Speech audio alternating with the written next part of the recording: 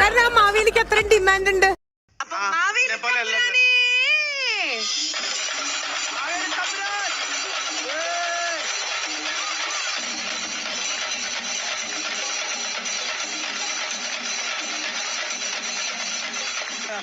ഇതിൽ നമ്മുടെ നേരത്തെ ദുഷ്യന്തനല്ലേ ഇത്? പൂക്കളിക്കൽ കഴിഞ്ഞെങ്കിൽ തുടങ്ങാമോ? ഞാൻ ഇങ്ങോട്ട് വന്നതിന്റെ ഉദ്ദേശ ലക്ഷ്യം എന്താണെന്ന് നിങ്ങൾക്ക് മനസ്സിലായി കാണുമായിരിക്കും. ഞങ്ങൾ അനുഗ്രഹിക്കാം.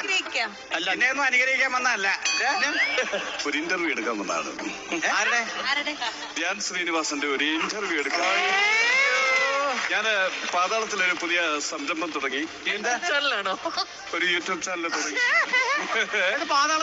പാതാളത്തില് പേരെന്താ? പാതാളക്കരണ്ടി യൂട്യൂബ് ചാനൽ. പ്രൊപ്പറേറ്റർ മാവേലി.